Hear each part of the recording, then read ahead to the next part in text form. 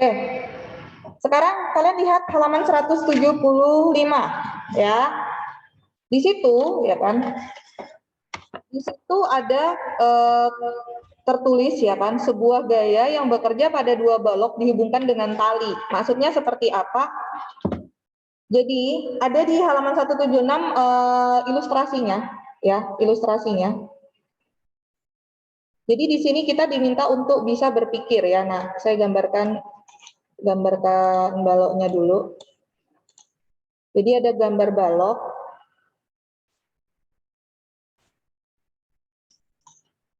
Terlalu dekat, sebentar. Jadi ada dua buah balok. Ya. Kemudian dia ditarik ke arah kanan. Nah, di sini ada balok M1 dan ada balok untuk M2. Nah,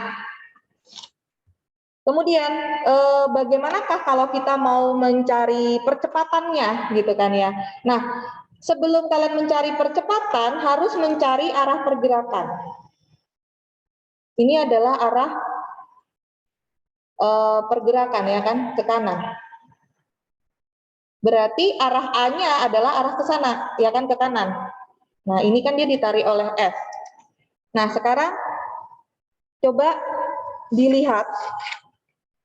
Enggak ada. Ya. Coba dilihat di situ. Berarti nanti akan ada dua balok kan, M1, M2. Berarti nanti di sini kalau di buku kalian dia diumpamakan ada dua F, yaitu F1, F pada benda 1 dan F pada benda 2. Oke ya. Nah, pertanyaannya lagi adalah, coba saya mau tanya deh, Anela, kalau benda bergerak ya, dia positifnya itu berdasarkan apa, Anela? Masih ingat nggak? Positif berdasarkan apa? Kira-kira ada yang ingat nggak, nak? Pergerakan benda positif itu kira-kira kalau ke arah mana? Apa berdasarkan apa? Ada yang masih ingat nggak? Kalau hukum Newton kedua. Kalau hukum Newton pertama sesuai dengan gaya normal kan, gaya normalnya kemana, positifnya ke situ. Nah, kalau hukum Newton kedua, berdasarkan apa? Ayo, ada yang ingat nggak? Ayo, nggak ada yang ingat? Sama sekali? Justin, ingat nggak Justin? Mana arah Justin? mata angin bukan, Bu? Bukan arah mata angin, sesuai arah pergerakan benda. Ingat ya, untuk hukum Newton kedua, nih, kita note di sini. Untuk, makasih ya Justin, jadi diingat-ingat ya Justin ya, kamu jangan sampai salah ya nanti ya. Hukum Newton kedua ini ya, arah positif harus searah dengan pergerakan benda. Nih, ini adalah syarat utamanya. Oke. Nah, ini ada tali nih. Tegangan tali itu terbentuk jika arahnya di kedua ujungnya berbeda, ya. Di arah kedua ujungnya berbeda. Ini kita anggap adalah dalam bidang licin nih. Kita anggap bidang licin ya. Jadi tidak terpengaruh oleh tidak terpengaruh oleh gesekan. Nah, terus kalian harus ingat, berarti supaya M1 ini bisa tertarik, berarti di sini adalah adanya T, tegangan tali. Berarti M2 supaya tertarik juga, berarti ada T di sini. Sudah? Oke ya. Nah, sekarang kita lihat untuk F1 dan F2-nya. Saya bertanya kepada Kalula. Saya ingat tegangan tali itu juga gaya ya, nak ya. Kalula, supaya benda M1 itu bergerak, gaya apa aja yang berpengaruh, nak? F bukan. Bukan? Nah, kenapa F tidak berpengaruh? Karena F kenanya sama benda F2. Coba kamu lihat lagi, gaya yang terkena langsung terhadap benda M1. Iya. Berarti hanya T, ya kan ya anak ya? Oke, jadi kalau dia bergerak, untuk benda M1, dia hanya gaya tegangan tali. Kenapa F enggak? Karena F kenanya benda 2. Jadi, kalian lihat di situ ada tinjau balok M1. Berarti untuk F1, ya kan? Ya, untuk benda 1, saya ganti tulisannya jadi hitam. Untuk benda M1 berarti sigma F1 kan sama aja M1 dikali A, ya kan? Nah, karena di dalam F1 ini kita hanya ada T, berarti kita tulis T-nya. Nah, T-nya searah enggak dengan pergerakan benda? Oh, searah, berarti nilainya dia positif. Oke ya, nilainya dia positif. Terus, ini sama dengan M1 dikali A. Sampai sini, ada yang mau ditanyakan nggak? Kalula paham nggak? Paham ya? Oke, saya mau tanya sekarang kepada Kezia. Kalau benda M2, gaya yang bekerja apa aja, Kei? Gaya yang bekerja apa aja, Kei? Dari benda ini? Coba di-unmute. F sama T. T. Oke. Berarti di sini kita akan dapat sigma F2, tetap rumusnya hukum Newton 2 adalah M2 dikali A, tetapi lihat di sini ada T dan ada F. Nah, yang searah dengan pergerakan benda F atau T? Kezia. Yang searah dengan pergerakan benda? F. F. Berarti nanti kamu di sini tulisnya F. Kemudian karena T berlawanan T yang mengenai M2 berlawanan dengan arah pergerakan benda, berarti dia adalah min T. Sama dengan M2 dikali A. Sampai ini Kezia paham nggak? Paham ya? Oke. Nah, pertanyaannya sekarang. Saya mau tanya Mozart. Mozart, lebih enak mensubstitusikan persamaan benda satu, ini persamaan satu ya, ini persamaan satu, yang ini adalah persamaan 2.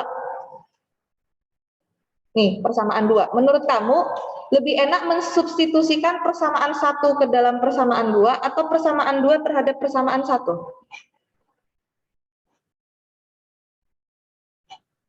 Dua ke satu kayaknya, Bu. Masa 2 ke 1? Substitusi itu adalah memasukkan persamaan 1 ke 2 atau 2 ke 1. Coba kalau kamu enaknya. Kalau saya lebih enak 1 ke 2. Karena kan lebih pendek dia. Ya kan? Kalau di sini kamu harus mencari dulu, diubah ke T dulu, baru dia masukkan ke sini. Ya enggak? Ya, jadi di sini kalian harus bisa memilih juga, lebih enak memasukkan persamaan apa ke dalam apa, ya, persamaan yang lebih pendek ke dalam yang lebih besar. Paham ya, Mozart ya? Ya, oke ya. Jadi belajar juga. Substitusikan. Nah, persamaan 1 ke dalam persamaan 2, karena persamaan 1 itu lebih pendek daripada persamaan 2. Jadi kita tulis dulu persamaan 2. F min T sama dengan M2 dikali A. Nah, baru kamu masukkan persamaan yang satu ini. Nilai T adalah M1 kali A. Udah, berarti F min M1 dikali A, kita tutup kurung ya, biar tahu, sama dengan M2 dikali A. Sudah? Kemudian ketika kalian pindah ruas, ya, ketika kalian pindah ruas kan otomatis minus akan menjadi positif. Berarti F sama dengan M1 kali A ditambah M2 dikali A. Ya karena sampai sini paham ya? Nah, biasanya kita mencari, kalau kamu mau mencari gayanya, rumusnya ini. Ya, kalau mau mencari gaya, rumusnya ini. Tapi kalau mau mencari persamaan dari A, ya berarti begini. Kamu turunkan lagi. M1 ditambah M2 sama dengan A, berarti nilai dari A adalah F per M1 plus M2. Ya, jadi ini saya tulis, kalau persamaan gaya, persamaan cari gaya, kalian pakai ini. Nih, kalian pakai ini ya nak ya. Tapi kalau persamaan cari percepatan, nah kalian pakai ini. Sampai sini ada yang mau ditanyakan nggak? Paham nggak di sini? Muzar paham ya? Paham ya? Nih. Oke. Stephen Laici paham? Stephen? Paham nggak Stephen? Paham, Bu. Oke, ya. Seperti itu. Sudah? Nah, sekarang untuk tali ini udah ya. Sekarang kita ke contoh 7.7. Coba dilihat. 7.7 ya. Di situ. Jadi ada tali lagi, tapi kok 7.7 sih salah. Halaman 1. Sebentar. Oke, kita 179 dulu. Kita membahas yang dengan tali semuanya dulu ya. Ini dengan gaya tegangan tali. Jadi ada hubungannya dengan gaya tegangan tali ya.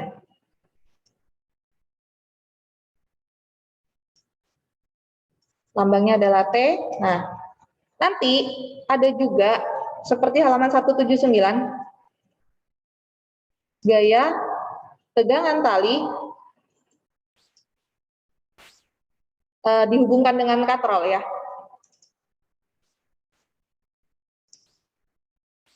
Dengan katrol. Nih, coba kalian lihat halaman 179.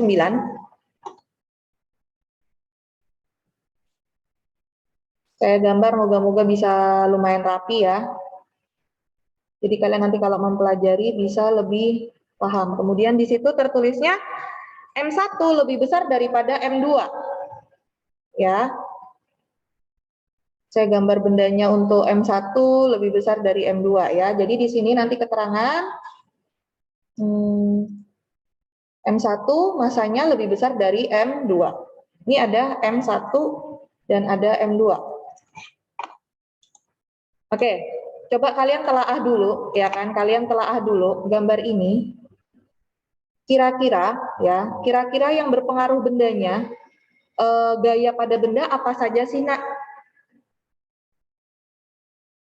Coba kalian lihat gayanya yang berpengaruh apa aja terhadap gambar ini.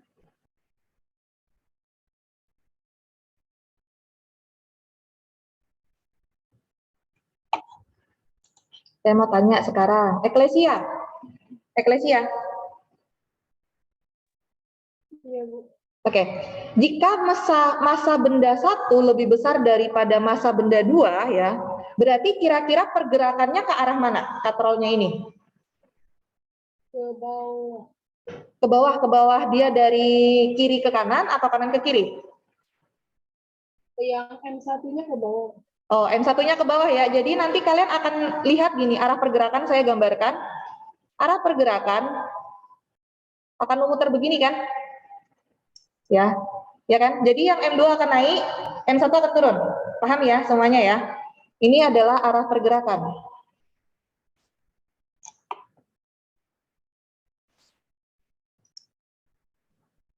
Nih, arah pergerakan. Kemudian, dari arah pergerakan, saya tanya lagi Eklesia. Untuk benda M1, gaya yang berpengaruh apa aja? T. T-nya arahnya kemana? T-nya arahnya ke bawah. Masa ke bawah? Supaya tegang. Oh, ke atas. Ke atas. Nah, kalian harus ingat, T itu harus menyebabkan tali itu tegang, ya kan? Dia tujuannya talinya tegang. Kalau benda dia nariknya ke bawah, berarti T juga ke atas gini kan? Ya, ketika ada benda supaya yang M2, berarti T-nya arahnya kemana?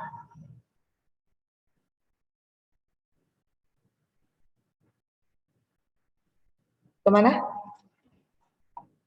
Eklesia tahu arahnya kemana lagi? Yang M2 ya, Bu. Iya, yang M2 ke arah atas atau bawah? Jadi ke bawah. Bawah, arahnya juga atas. Coba semuanya diperhatikan. Untuk yang T dulu ya, Nak ya. Untuk yang T dulu. Kenapa saya bilang dia arahnya ke atas? Ya, kenapa saya bilang arahnya ke atas? Karena benda ini kan sebagai ujung satunya. Supaya tali ini tegang berarti T-nya harus, berarti kan setiap masing-masing benda itu mempunyai penahan ya ke arah bawah ya. Ya kan dia tetap ada massa yang membuat supaya tegang, makanya yang talinya itu akan melawan arah dari efek yang ditimbulkan oleh benda tersebut. Makanya semua T-nya arahnya ke atas. Oke. Udah sampai sini, ada yang mau ditanyakan nggak?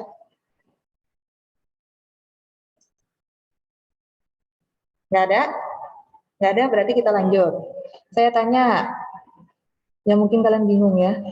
Stefanus, selain T, kira-kira gaya apa lagi yang menyebabkan adanya pergerakan? Yang sudah kamu pelajari, gaya apa? Gaya Apa? Gaya pada benda ini apa? Ayo. pada benda itu Gaya apa? Gaya yang berpengaruh tentang massa, ingat nggak apa? Ayo. gravitasi. Nah, gaya berat ya nak ya, yang dipengaruhi gravitasi.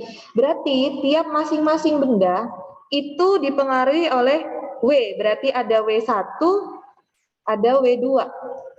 Ya, ini adalah M1 kali G, yang di sini adalah M2 dikali G. Sudah? Arah pergerakannya, karena massa benda satu lebih besar dari benda dua, dari sini ketarik sini. Sekarang kita masukkan ke rumus. Kita tinjau satu-satu benda satu. Benda M1, rumusnya. Ya, saya tunjuk satu-satu nih biar kalian paham. Francisca Ariane. Oke. Di sini gaya yang menyebabkan bergerak itu kan ada T dan ada W ya kan? T ada W ya. Nah, mana yang positif, mana yang negatif? Yang positif M1, yang M1 kali G. Oke. Yang negatif yang arahnya Ya, yang T ya. Ingat, arah pergerakan benda, makasih Ana, udah paham. Arah pergerakan benda, ini kan dia dari M2 akan tarik ke atas, kemudian yang di sini M1 akan turun. Nah, berarti untuk benda M1, sigma F sama dengan M1 kali A. Nah, karena yang sesuai dengan arahnya ke arah turun adalah W1, berarti W1 yang positif, T-nya bernilai negatif. Nih, jadi kamu dapatlah M1 kali G min T sama dengan M1 kali A. Sampai sini paham nggak? Ini adalah kesamaan satu. Sampai sini paham ya? Oke. Ana paham ya, Ana ya? Paham. Saya harap teman yang lain paham. Vincent Andertista. Vincent? Ya, Bu. Oke, sekarang kamu ke benda 2. Benda 2 juga ada T dan ada W2. Berarti yang bernilai positif T atau W2?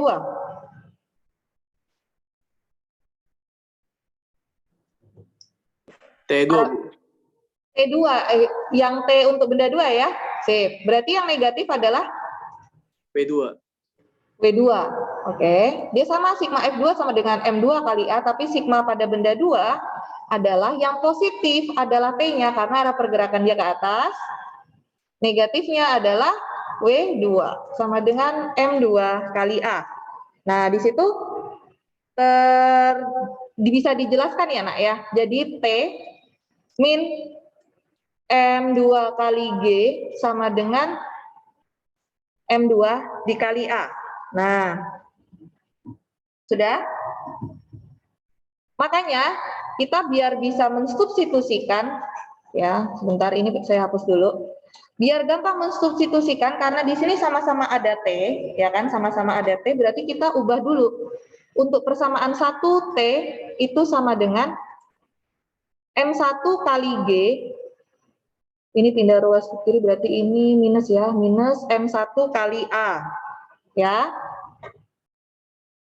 Kalau yang di sini berarti T sama dengan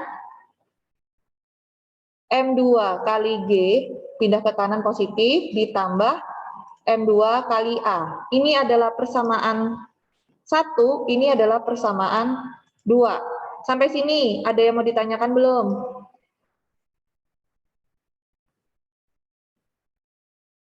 Sudah? Sampai sini paham ya? Nah, sekarang kita substitusikan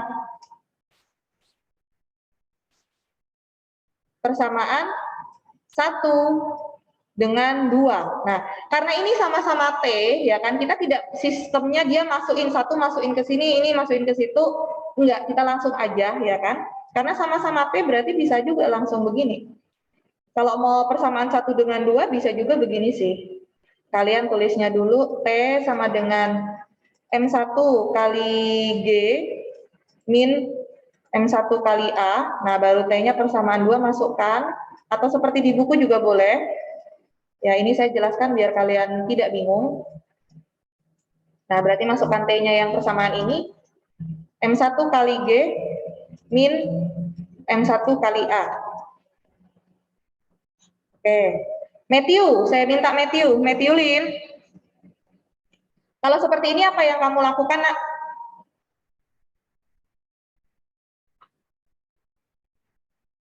Kira-kira apa yang kamu lakukan, Nak? Kalau ada persamaan seperti ini. Coba Matthew. Ada yang bisa bantu jawab nggak? Kalau ada persamaan seperti ini, apa yang kalian lakukan? Bagi. Bukan dibagi, ayo diapain? Coret. Bukan dicoret, nggak bisa dicoret, coretnya nanti. Pindah ya Bu sama yang sama. Dipindah sama yang sejenis. Kalau yang dengan A dikumpulkan dengan A, yang G dikumpulkan dengan G. Jadi, ya, saya akan memindah M1 yang ini ketemu dengan M2 di sini, yang G di sini akan ketemu dengan G yang di sini. Ya, ini negatif pindah ke depan menjadi positif, M1 dikali A akan ditambah dengan M2 dikali A. Kemudian yang di sini adalah M1 dikali G, kemudian karena ini positif berarti minus M2 kali G. Habis ini apa, Matthew?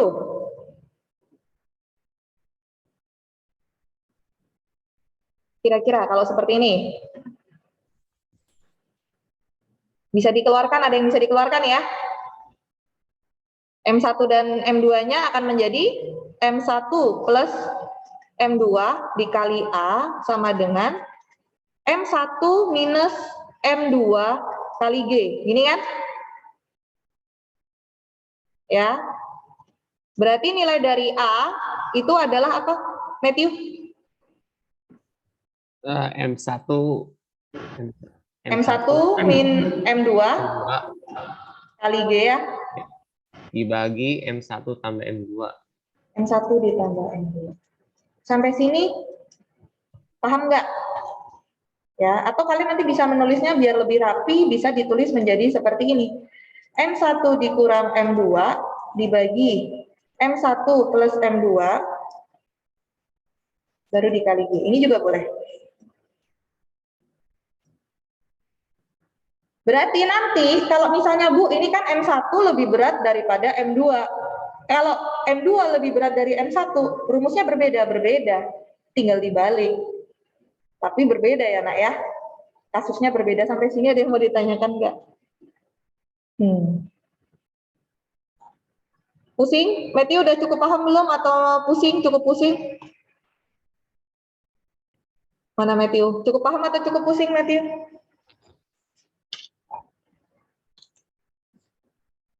Paham atau enggak, Matt? Ya. Oke. Saya mau tanya, Suci, udah paham belum, Suci? Dikit-dikit paham. Dikit-dikit paham ya. 60% lah ya, saya harap ya. 60% nyangkut lah ya. Nanti tinggal dicatat ulang kalian. Sekarang kalian lihat 180. Nah, di sini saya tidak ingin menjelaskan dari awal dulu, tapi coba kalian pahami. Saya kasih 2 menit ya, masing-masing dari kalian. Kalian lihat gambar 7.24 pojok kiri atas, ketemu ya nak ya? 7.24. Kemudian kamu lihat rumusnya, kenapa sehingga bisa mendapatkan rumus 7/19? Coba kamu pahami dulu gambarnya, pahami rumusnya, ketemu enggak? Nah, di sini saya gambarkan.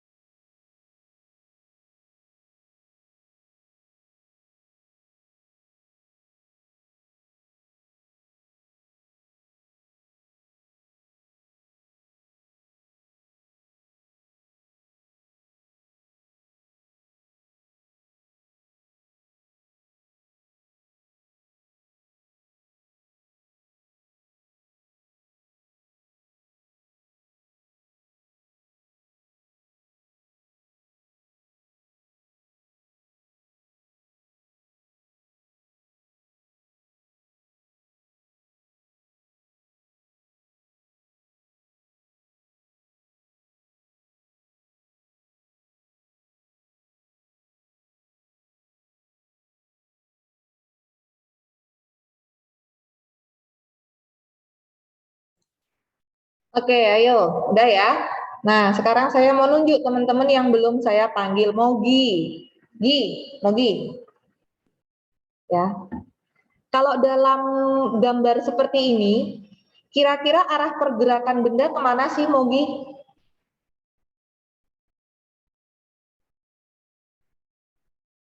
Arah pergerakan benda bagaimana, Mogi?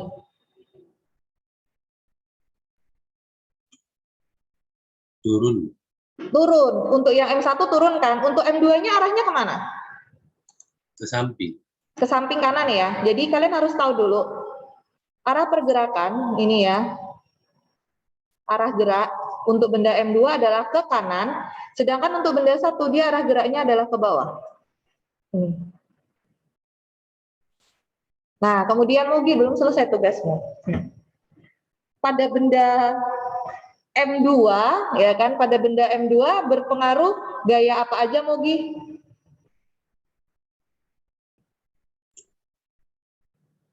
Gaya gesek. Masa gaya gesek? Kan ini dianggap dia pada permukaan licin. Kita belum bahas tentang gesekan, nanti dulu. Berarti yang mempengaruhi terhadap gerakan apa? Adalah? Ada yang bisa bantu, nak? Gaya apa? Siapapun yang bisa bantu, siapapun. Tegangan tali baru. Iya, tegangan tali. Nah, ini bendanya di sini, berarti tegangan talinya arahnya kemana? Ke arah? Ke arah? Kanan. kanan. Kan bendanya menahan di sini nih, berarti dia narik ke kiri. Berarti supaya dia bisa tegang, arahnya T adalah ke kanan. Oke, sekarang M1. Mogi. Berarti yang mempengaruhi pergerakan apa aja? Yang mempengaruhi gerakan Nah, tegangannya kemana? ke atas. Atas. Sip. Habis itu apa lagi pergerakannya? Gaya apa lagi untuk benda M1? Berat. Oke, berat. Thank you. Berarti kamu udah lumayan paham nih. M1 dikali G ya. Nah, saya mau tanya lagi ke Vanesia. Vanesia? Oke. Iya, Bu. Untuk benda satu, kita ke benda satu ya. Untuk benda satu, berarti rumusnya akan menjadi apa? Kan sigma F 1 sama dengan M1 kali A. Berarti sigma F-nya apa aja, Vanesia? Ini udah dijawab sama Mogi, ada T sama W. Berarti yang positif yang mana, Vanesia? Yang positif yang mana? T atau W1? Yang positif yang mana, Vanesia? W1. W1. Oke, berarti W1 adalah positif karena arah geraknya ke bawah kan? Nah, T-nya karena berlawanan arah gerak berarti dia bernilai negatif. M1 kali A berarti di sini adalah M1 kali G min T sama dengan M1 dikali A. Nah, kalau kalian mau cari persamaan, kita ke T dulu. Berarti T sama dengan M1 kali G, kemudian min M1 dikali A ya. Karena ini nanti pindah ke sini, ini pindah ke kanan jadi positif. Ini adalah persamaan satu. Ini persamaan pertama. Ya, Nak. Kemudian lanjut lagi Vanesia, benda 2. Benda M2, lihat ke atas kita. Yang berpengaruh hanya T kan? Iya. T-nya itu positif atau negatif, Nak? Positif. Positif. Oke. Berarti di sini adalah sigma F2 sama dengan M2 dikali A. Nah, di sini adalah T sama dengan M2 dikali A. Kalian akan ketemu sebuah persamaan lagi. Nah, tadi ini kayaknya pertanyaan yang saya kasih ke Mozart ya. Sekarang saya tanya Vanesia lagi. Vanesia lebih enak persamaan 1 dimasukkan ke dalam persamaan 2 atau persamaan 2 dimasukkan ke dalam persamaan 1? Persamaan 2 dimasukin ke Oke. persamaan. Oke, berarti substitusikan persamaan 2 ke persamaan 2 ke persamaan 1. Ya, persamaan 1. Jadinya nanti akan dapatlah T sama dengan M1 kali G kemudian min M1 kali A. Kita masukkan persamaan keduanya ya. M2 dikali A sama dengan M1 kali G min M1 kali A. Kumpulkan yang sejenis, jadi A-nya dikumpulkan di sebelah kanan ya. Jadi karena dia 1 berarti duluan. M1 dikali A, kemudian ditambah, karena pindah jadi positif ya. M2 dikali A sama dengan M1 kali G. Ya, di sini kalian bisa menyingkat lagi, berarti M1 ditambah M2 kali A sama dengan M1 kali G. Nilai dari A adalah, akhirnya apa, Vanesia? M1 dikali G per M1 plus? plus M2. Oke. Sampai sini Vanesia paham? Paham, Bu? Paham. Jadi setiap ada gambar itu pasti beda-beda rumusnya nanti ya, Nak ya. Ini saya kasih contoh 3 nih. Bisa ada contoh gambar lain, ada soal di buku kalian itu ada. Ya. Kayak misalnya soal nanti kalian boleh utak-atik kayak halaman 183 nomor 1 tuh. Ya coba dilihat 183 nomor 1. Kalau tadi kita kan nariknya hanya dua benda ya, Nak ya. Ini hanya 2 benda yang di sini. Tapi kalau di halaman 183 ada 3 benda. Berarti rumusnya beda lagi, Bu. Iya. Nanti A-nya beda lagi di bawah. Nggak hanya ini aja. Bagaimana? Nah, nanti kalian utak-atik ya. Kalian silahkan utak-atiklah sendiri gitu. Buat latihan ya. Sampai sini ada yang mau ditanyakan nggak? Bagaimana? Cukup susah, cukup bingung, atau cukup paham? Gilbert, gimana Gilbert? Cukup susah, cukup bingung, atau cukup paham, nak? Cukup paham, Bu. Cukup paham, oke ya.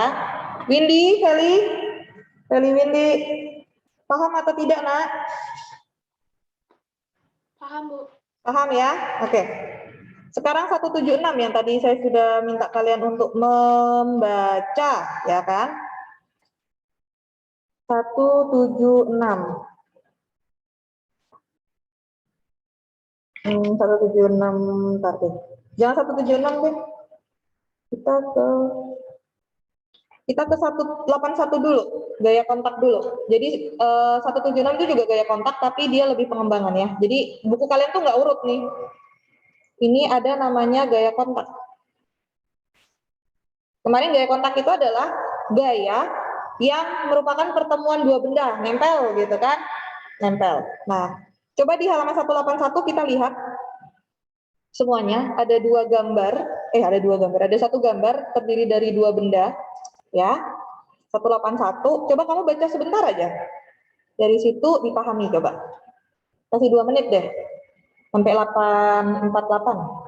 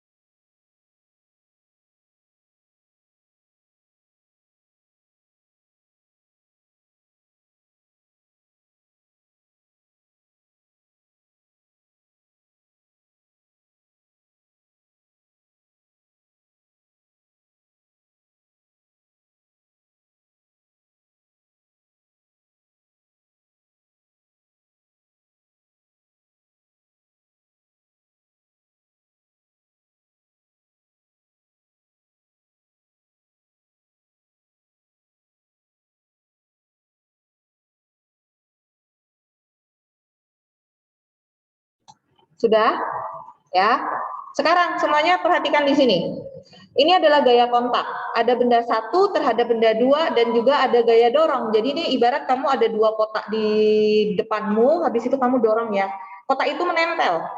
Ya, kotak itu saling menempel. Nah, bagaimana namanya gaya kontak? Artinya, kalau benda satu terhadap benda dua, dia akan memberikan arah kebalikan, kemudian benda dua akan melawan benda satu akan melawan benda dua akan melawan benda satu.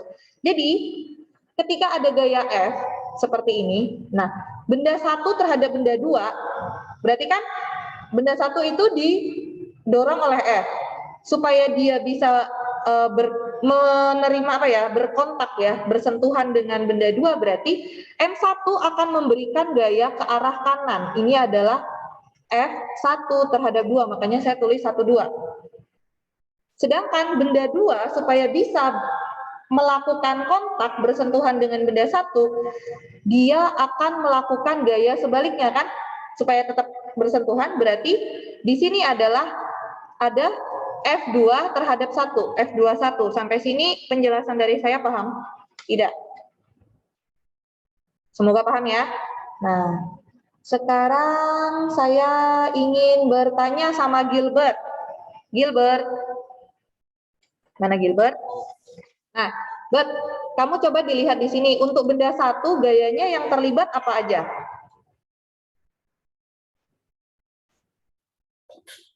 F, Bu. Yang bermasalah ada di F ya? Oke. Di situ apalagi yang yang berkotak dengan benda satu itu adalah F. Selain F apalagi?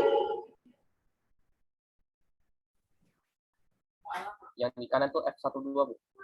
Yakin F12? Yang gaya yang mengenai benda satu. Ingat, kata-kata yang mengenai benda satu adalah F dan F21. Paham ya? Kenapa satu itu tidak terhadap bukan 1,2? Karena gaya 1 terhadap 2 itu kenanya terhadap benda 2. Paham ya Gilbert ya? Oke, berarti ini arah geraknya kemana Gilbert?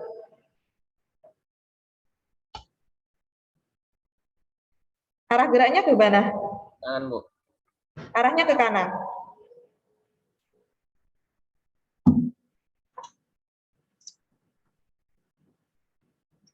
Ini arah gerak. Nah. Oke, otomatis sekarang antara F dengan F21 mana yang positif? F, Bu. F. Benda M1 berarti adalah sigma F sama dengan M1 dikali A, berarti F positif dikurang F21 sama dengan M1 kali A. Itu menjelaskan di buku kalian persamaan benda yang pertama tuh ya. Benda yang pertama ya, tuh kelihatan di situ. Oke, maka di situ akan tertulis F21 akan menjadi adalah F min M1 dikali A, pindah ruas, nanti kalian pelajari sendiri. Ini adalah persamaan, ini persamaan 1. Nah, sekarang lanjut Gilbert untuk benda 2. Berarti yang mengendai benda 2 apa aja sigma F-nya? M2, Bu. Hanya ini dong? F12 dong? Ya nggak? Yang mengenai benda 2 kan hanya F12. Iya, Bu. Oke. Positif atau negatif? Positif, Bu. Positif. Berarti di sini adalah F12 sama dengan M2 dikali A. Makanya kalian akan dapat persamaan ini. Ini adalah persamaan 2. Sampai di sini ada yang mau ditanyakan nggak, Nak, untuk gaya kontak? Nah, saya kasih keterangan. Untuk gaya kontak, gaya yang berbeda arah, ya. Salah. Gaya kontak antar dua benda akan saling meniadakan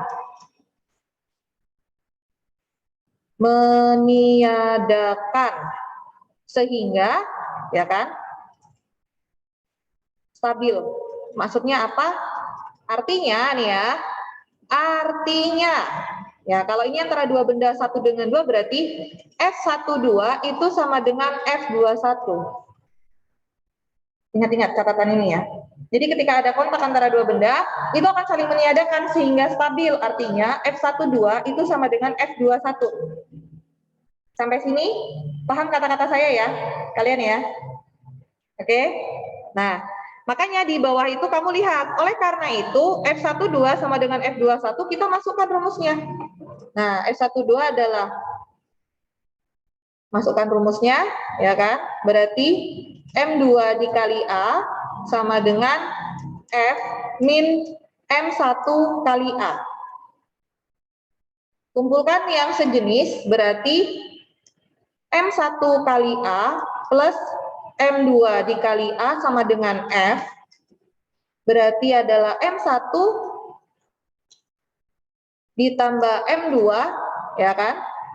Dikali A sama dengan F, kalian akan dapat persamaan A sama dengan F per M1 plus M2.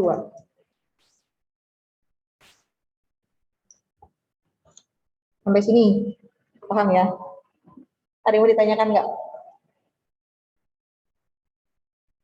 Jadi saya mau menegaskan lagi, fisika itu jangan pernah kalian ngapalin rumus, tapi kalian harus bisa memahami jalannya.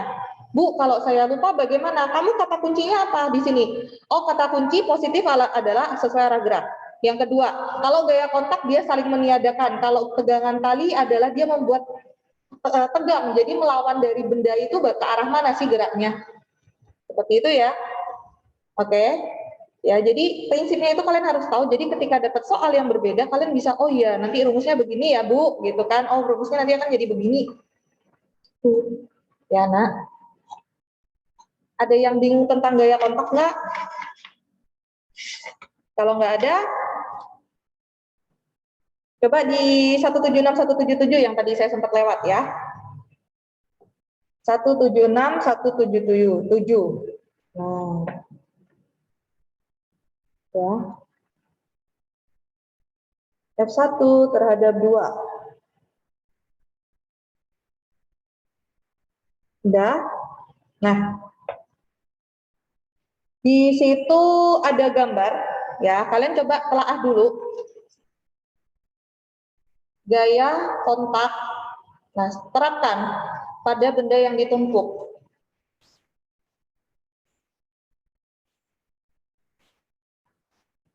Coba dipahami 2 menit.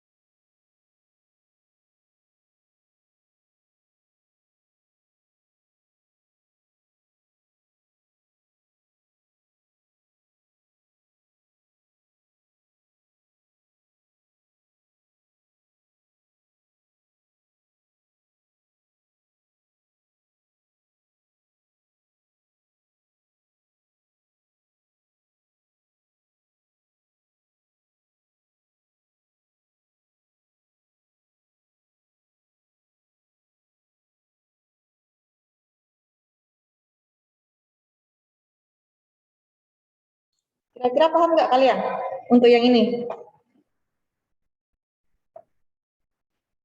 Di sini agak lebih sulit sedikit ya untuk memahaminya. Ada dua persamaan ya. Kalian coba dilihat halaman 176 yang bawah. Ya. Yang bawah di situ dua paragraf dari bawah sebelah gambar ya. Ditinjau dari balok M1 ya. Supaya balok M1 dapat tetap berada di atas balok M2, harus ada gaya gesek yang mempertahankan balok M1. Nah, arah gaya gesek yang mempertahankan balok M1 adalah ke kanan. Ya. Jadi, kalau misalnya arah gaya geseknya yaitu dia harusnya ke kanan. Kenapa? Kalau benda M2 bergeser ke kanan, ya berarti dia juga ikut geser ke kanan. Kalau tidak ada gaya gesek, bagaimana? Kamu dorong benda 2, M1-nya tetap, dia nggak ikut gerak. Paham ya? Oke ya, arahnya ke kanan. Kemudian, di situ, yaitu berlawanan dengan arah jatuh. Nah, dengan kata lain, gaya gesek pada M1 searah dengan gaya F penyebab gerak M2. Makanya, gaya geseknya disebut F12. Ingat?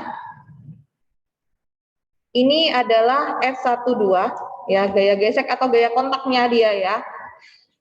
Kenapa harus F12 arahnya ke sana? Supaya dia ikut bergerak. Kalau M2 didorong, M1-nya juga ikut bergerak ke sana, nggak berhenti tetap di sini gitu, ya. Kemudian sehingga didapatlah rumus untuk benda 1, ya kan, benda 1. Kalau ini saya jelaskan ya. Untuk benda 1 berarti sigma F itu sama dengan M1 dikali A, ya, sigma F sama dengan M1 dikali A. Berarti F12 sama dengan, sebentar, sama dengan M1 kali A. Nah, sama tuh. Situ ada persamaan pertama. Nah, sekarang tinjau sistem kedua balok.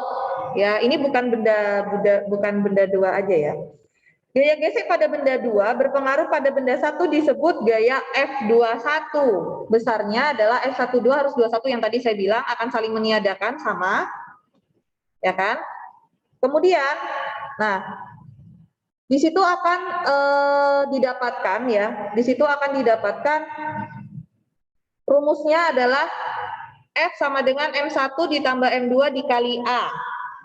Kenapa seperti itu?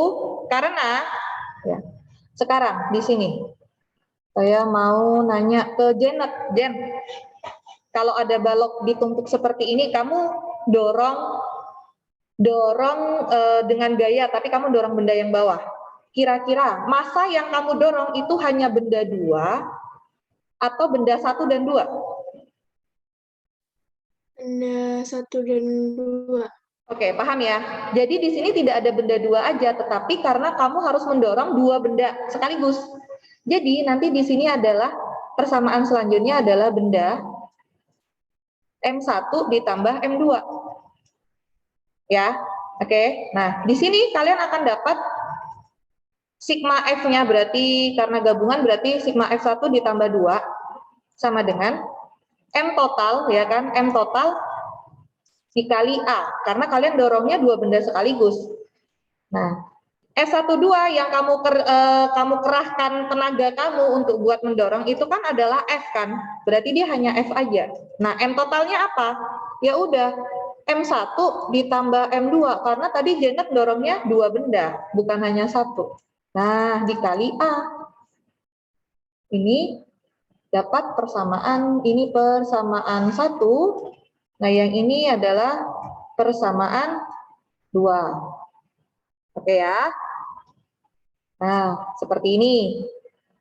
Kemudian, untuk mendapatkan, jadi di situ akan kamu, sebentar, persamaan 2-nya bukan ini ternyata. Ya harus di bawah lagi, saya lupa. Ternyata kamu harus mencari nilai dari A-nya adalah F per M1 ditambah M2. Nah, ini adalah persamaan 2. Nih. Supaya bisa disubstitusi, ya kan? Supaya bisa disubstitusi, kalian kan akan bingung ya, kalau 1 dimasukkan ke 2. Nah, karena di 2 kita sudah tahu nilai dari A, ya udah substitusikannya adalah persamaan tuh ya. persamaan 2 terhadap 1. Sekarang bukan masalah kecil dan besar, tapi kamu lihat. Ya, kita lihat di sini ya. Berarti substitusikan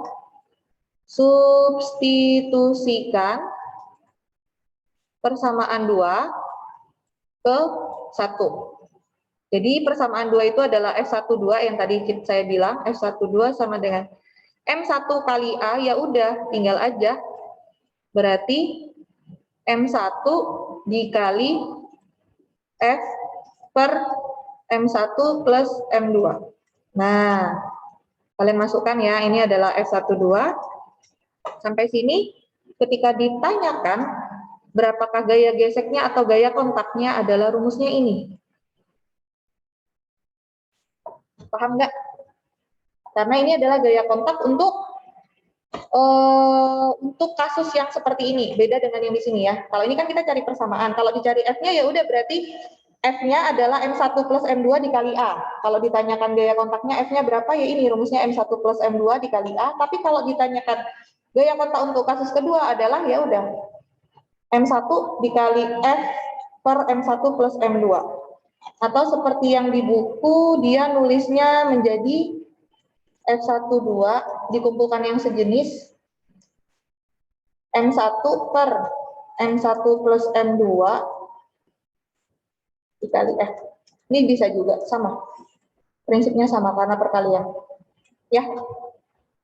Ada yang mau nanya nggak? Pusing ya, makin pusing ya.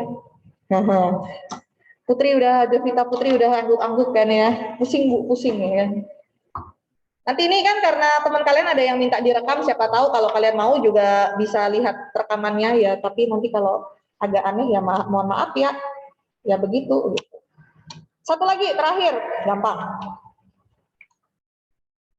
Sekarang 182 saya minta kalian baca. 182. Gaya tekan kaki pada alas lift atau elevator. Elevator. Materi kalian udah selesai nggak?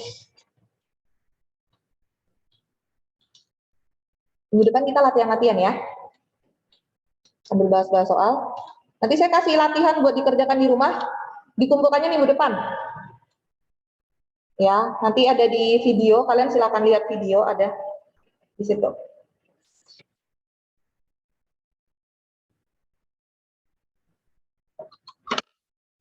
Gaya tekan kaki pada alas lift. Gampang ini mah.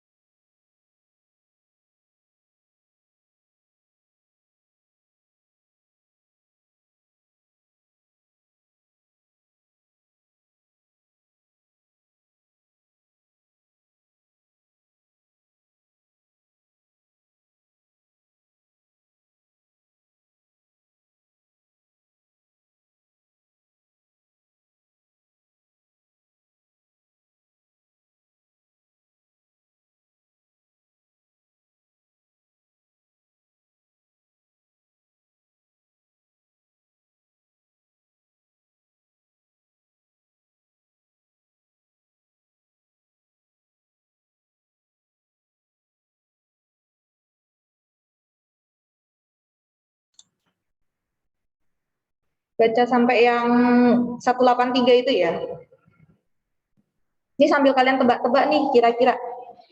Jadi ini gabungan gaya normal, gaya berat, dan percepatan ya nak ya.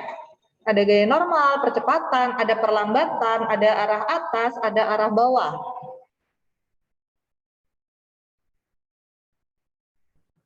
Saya mau nanya, Felicitas Windy. Iya, Bu. Oke. Menurut kamu kalau percepatan perlambatan mana yang positif? Eh, Mana yang positif? Percepatan. Percepatan, berarti perlambatan negatif ya? Iya. Arah atas sama bawah mana yang positif?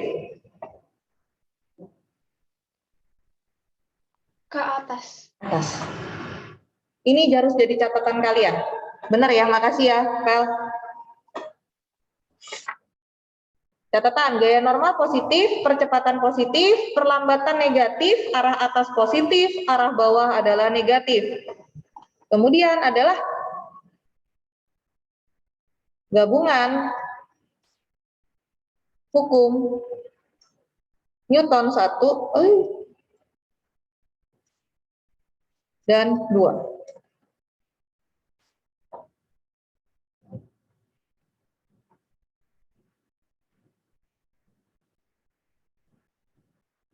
Sudah?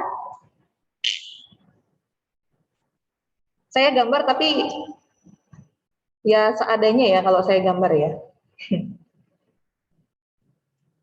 Alah, bentar. Kok error? Ya, bentar, Pak. Kenapa ini?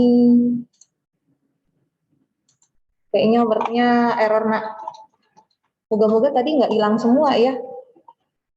Ya, nasib. Bentar.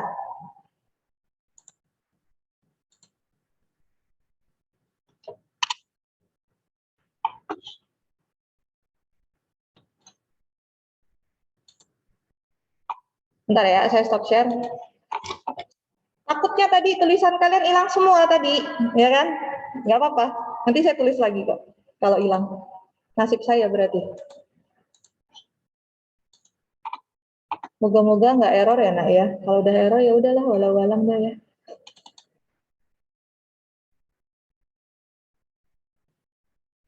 Puji Tuhan. Selamat.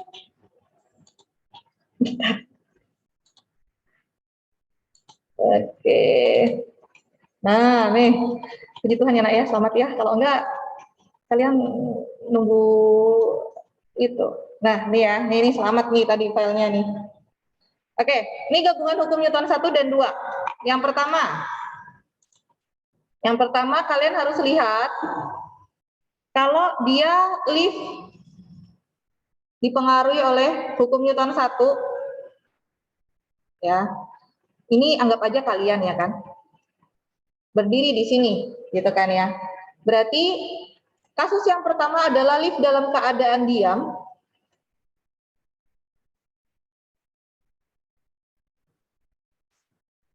atau bergerak dengan V tetap. Nah, berarti ini berlaku hukum apa? Untuk saya mau nanya sama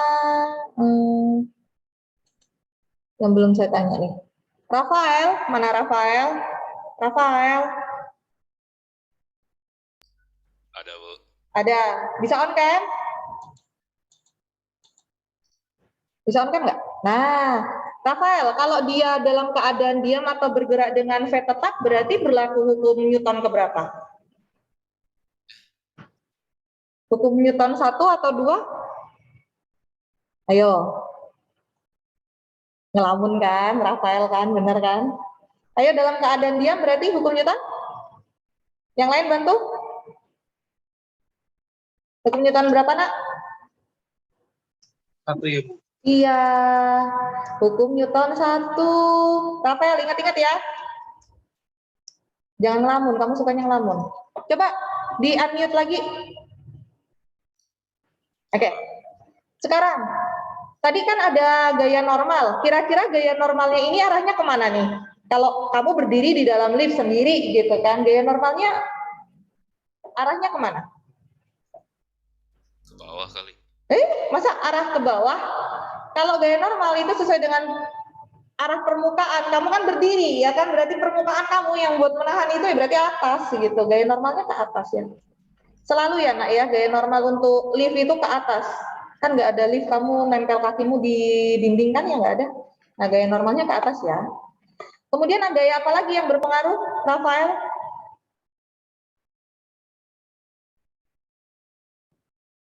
Selain gaya normal, gaya apa?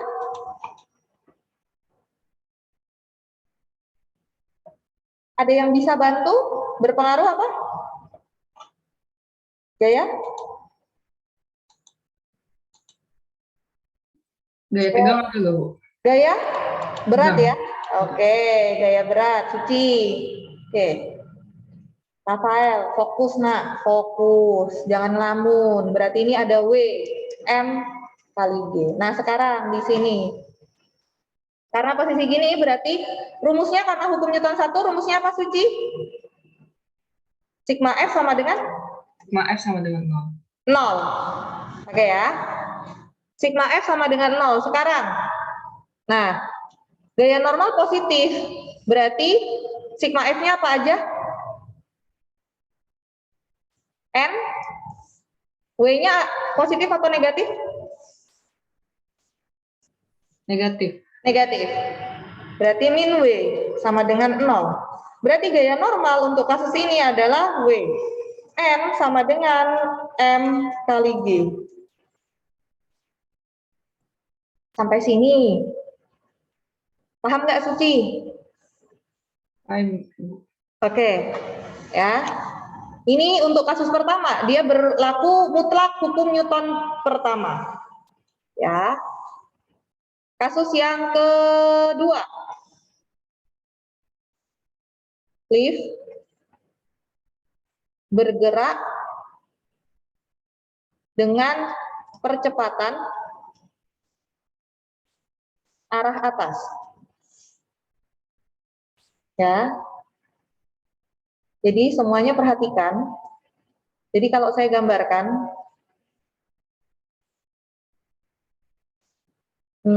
ini gaya normalnya tetap ke atas, ya kan? Di sini ada orang, anggap aja kalian, kemudian ada W-nya, kemudian dia bergeraknya ke arah atas. Nah, arah gerak. Berarti, coba saya mau tanya Dimas. Dim? Ya Bu. Oke, kalau kasus seperti ini, berarti pakai hukum Newton keberapa? Kedua. Oke, pakai hukum Newton kedua. Hukum Newton 2, ya. Berarti sigma F sama dengan M kali A. M kali A. Massa dari orang tersebut dikali A. Oke, berarti sigma F-nya terdiri dari apa aja? Sigma itu berarti N kurang W Bu. Oke, N kurang W, ya. Tapi hati-hati di sini, nak. Kan tadi saya bilang apa yang tadi Feli ya kalau nggak salah yang jawab tentang percepatan positif, perlambatan negatif, arah atas positif, arah bawah negatif, ya. Jadi nanti kalian harus di sini tulis dikali ada karena dia arahnya ke atas, artinya positif. Ini berarti percepatan, berarti positif. Ya. Jadi kalian harus lihat di sini. Ini adalah arah gerak, menyatakan arah gerak. Ini menyatakan percepatan atau perlambatan. Nanti berbeda jika apa? Ternyata arah geraknya ke atas, perlambatan. Positif ketemu negatif, jadinya minus. Paham ya? Oke. Coba Tim dilanjutkan, berarti di sini N, W-nya dijabarin jadi M kali G. M kali G sama dengan M dikali A ya. Ya, Oke, berarti M sama dengan kan sama dengan M kali G kali M kali G ditambah ya kan? M kali A. Nih.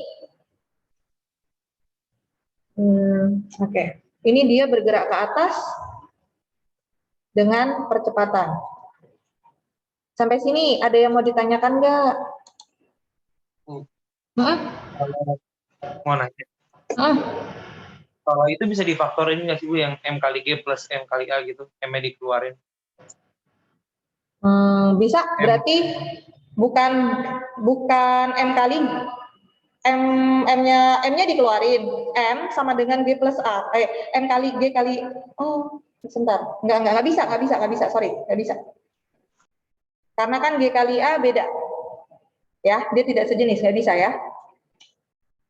Satu lagi, saya minta Steven Laici. Steven.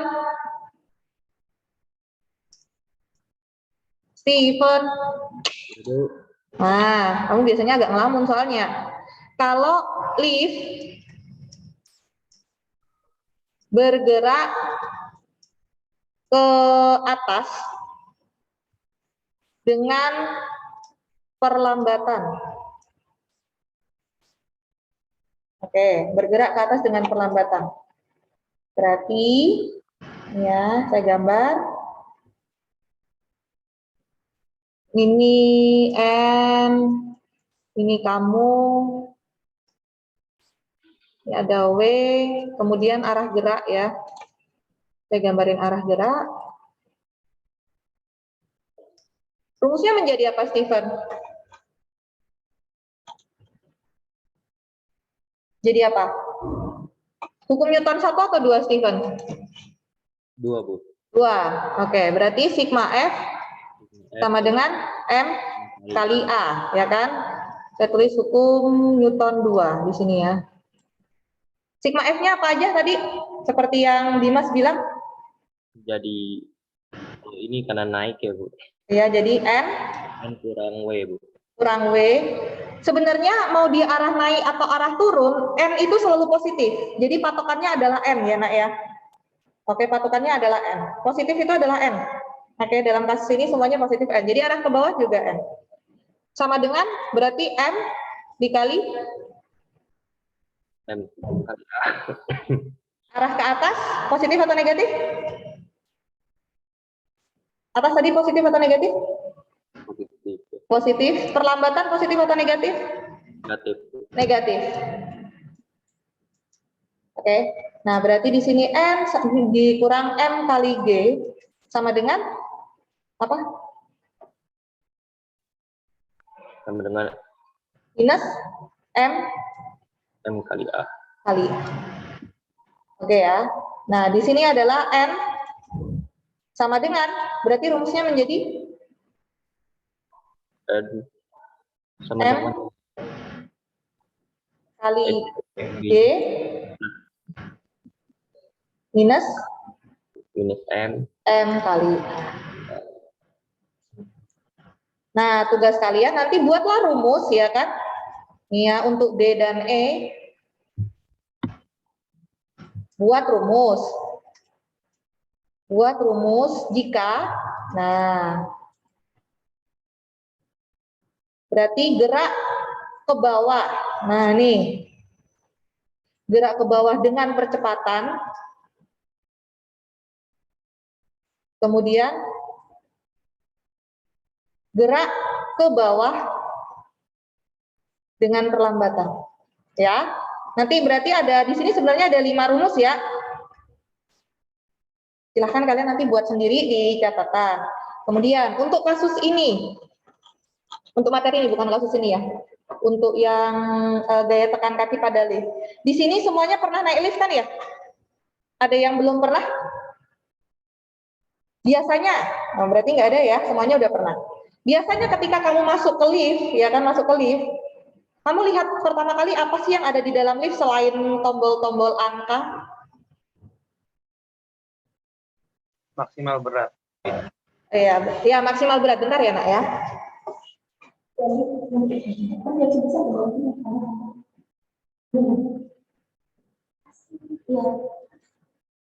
Bentar, tadi ada yang datang.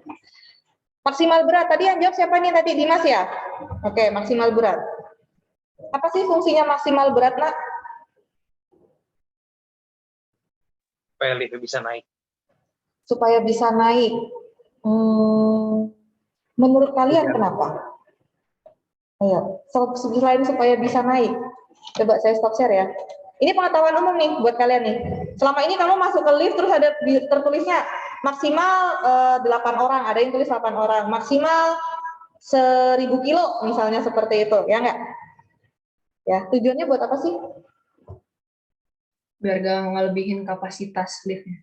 Ya, supaya tidak melebihin kapasitas dari kemampuan lift itu membawa orang. Jadi lift itu kan dia hubungannya dengan tegangan tali ya. Nah, tegangan tali dan sebagainya di atas kan ada tali yang narik, ada yang turun, kemudian gaya normal dan sebagainya. Oke. Menurut kalian kalau tertulis yang di situ dari yang tadi ya kan, dari yang tadi gitu kan, dari yang tadi kalian sudah membahas bareng-bareng ada 3 rumus kan, ada 5 ya harusnya. 3 kan sudah. Dalam keadaan diam, gerak ke atas dipercepat, gerak ke atas diperlambat ya, perlambatan. Menurut kalian dari 3 itu angka yang mana yang biasanya dijadikan patokan dalam penulisan di lift? Apakah lift hitungan gaya normal ketika lift diam, atau ketika lift itu bergerak yang positif, ya bergerak ke atas dipercepat, atau yang dia negatif, yang dia bergerak ke atas tapi diperlambat? Menurut kalian, mana yang dijadikan patokan dalam penulisan di lift itu? Ada yang bisa jawab? Ketika? Yang negatif Bu, yang ditarik ke bawah. Ada ide lain? Ketika diam, Ketika diam. Alasannya kenapa, Dim?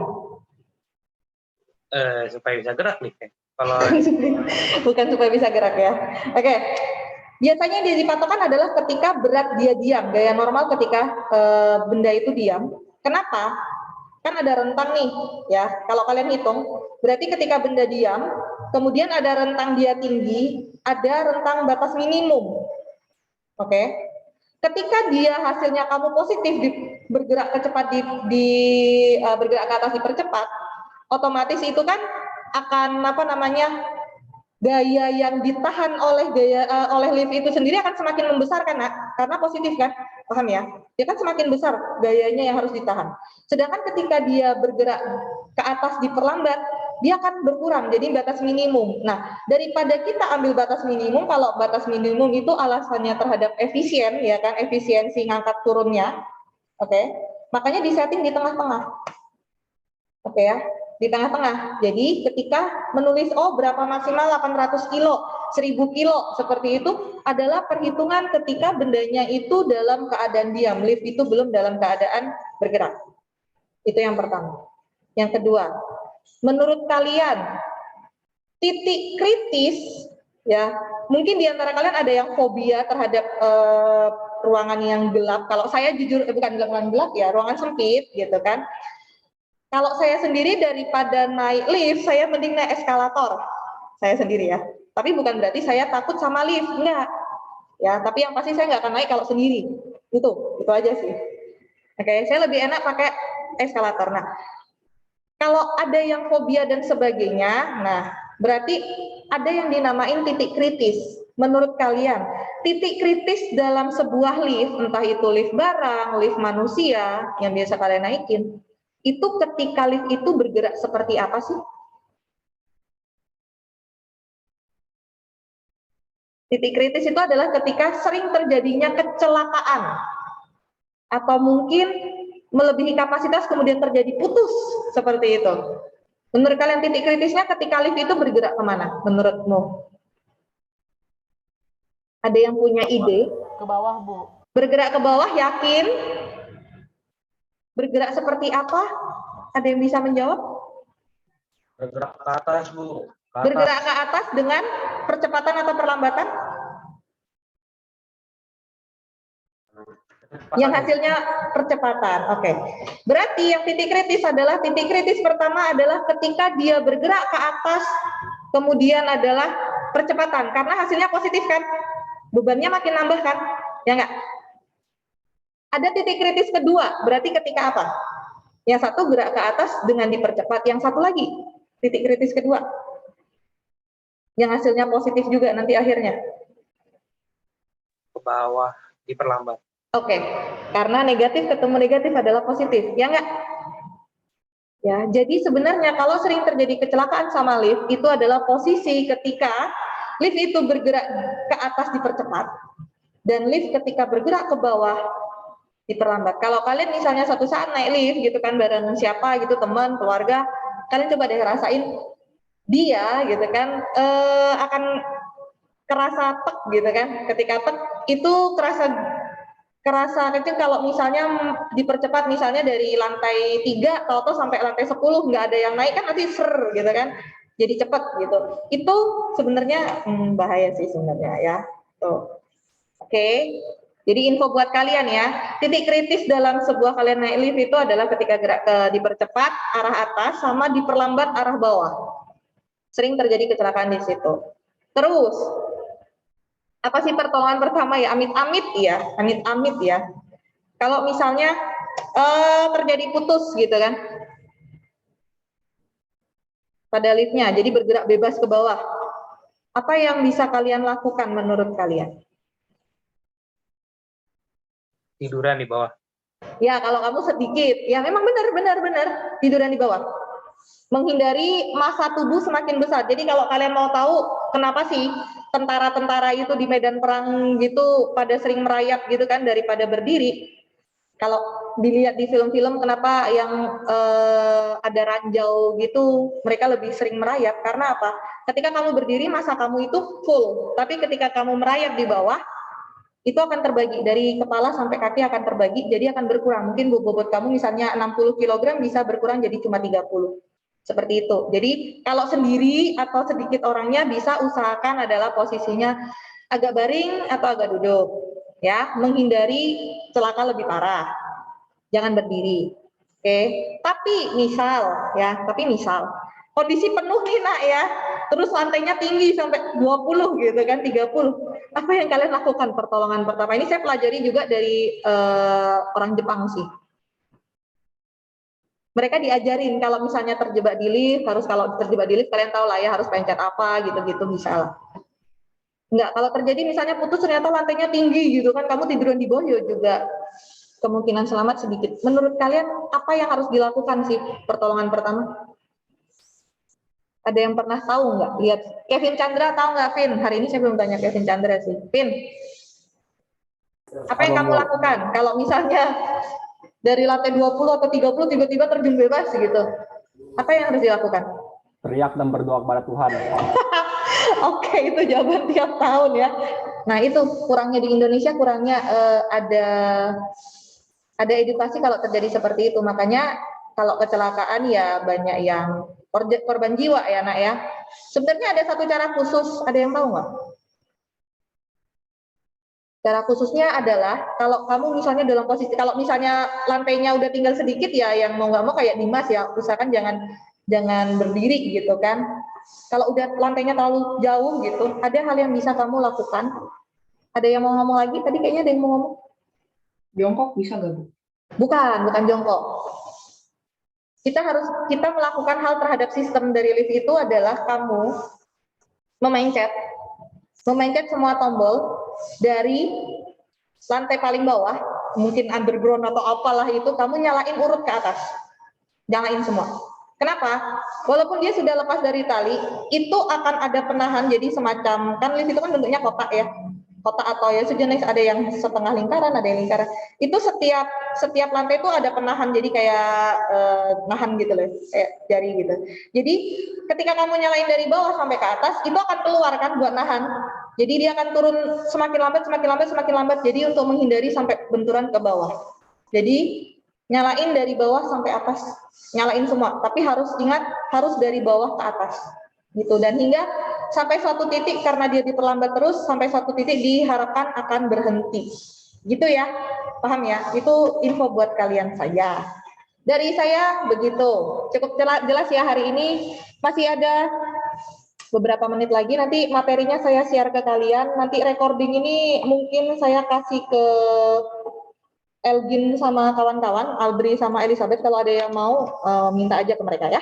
Oke, semuanya nanti saya share. Dah, ada yang mau ditanyakan lagi nggak materi hari ini? Minggu depan kita latihan, sama nanti saya akan share video. Saya share video. Di dalam video itu ada latihan soal yang kemarin, minggu kemarin, yang tentang gaya normal sama gaya benda bergerak. Kalian silahkan kerjakan ya. Ada 10 soal. Seminggu dikerjakan ya. Kalau ada yang tidak paham bisa nanya ke saya. Ada yang mau ditanyakan? Cukup jelas ya? Dan sampai di sini kalau dari saya, sehat-sehat semuanya. Dadah. Terima kasih, Bu. Ya, sama-sama. Makasih, Bu. Yuk. Terima kasih, Bu. Ya. Kasih, Bu. Iya. Freya, jangan lupa keluar, Kevin, Caya, kan? Kau dari mana, Freya?